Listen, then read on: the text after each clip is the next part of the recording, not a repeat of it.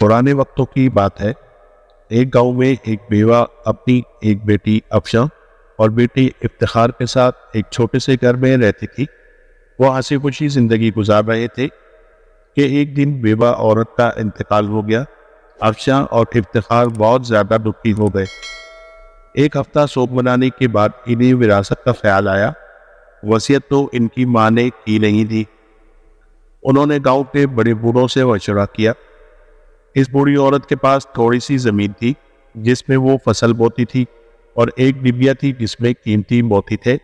बुजुर्गों के फैसले के मुताबिक मोतियों की डिबिया अफशा के हिस्से में आई और फसल बोने की पूरी जिम्मेदारी इफ्तिखार के हिस्से में आ गई। इस फैसले से अफशा तो मुतमईन थी, लेकिन इफ्तिखार इस बात के खिलाफ था कि इसे मेहनत करने के लिए बस एक ज़मीन दी गई, जबकि इसकी बहन को बैठे बिठाए कीमती मोती मिल गए। फैसले के खिलाफ तो वो जा नहीं सकता था, इसलिए खामोश रहा, लेकिन वो इन मोतियों को हासिल करने का पुख्ता इरादा कर चुका था। अफशा ने मोतियों का हार बनाकर अपने गले में पहन लिया था। वो इसे हर वक्त पहने रहती और रात को सोते वक्त इसको उतारकर अपने तकिए के नीचे रख देती। एक रात जब अफशा अपने कमरे में सो रही थी, इफ्तिखार दबे कदमों इसके कमरे में दाखिल हुआ और मौका देखकर तकिए के नीचे से वो हार उठाया और गांव से दूर जाकर जंगल में एक दरख्त के नीचे मिट्टी में दबा दिया, ताकि कुछ दिनों बाद जब ये मामला थम जाएगा तो वो इसे निकाल कर बेच देगा।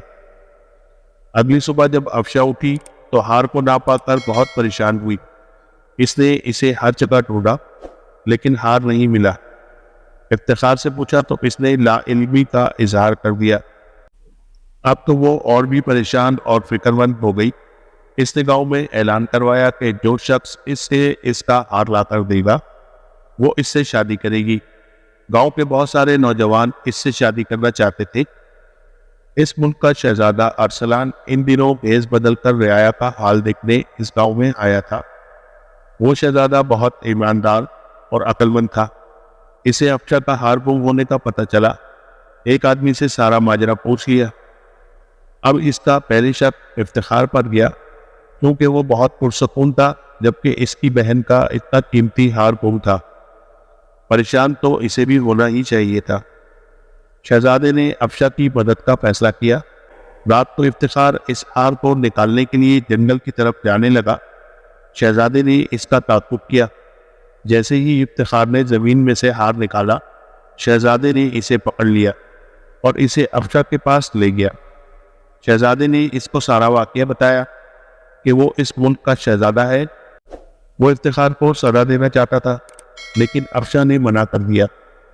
शहजादा अफशा की इस रहमदिली से बहुत मुतासिर हुआ। अपनी बहन का ये हुस्न सलूक देखकर इफ्तिखार ने शर्मिंदा होकर बहन से माफ़ी मांग ली।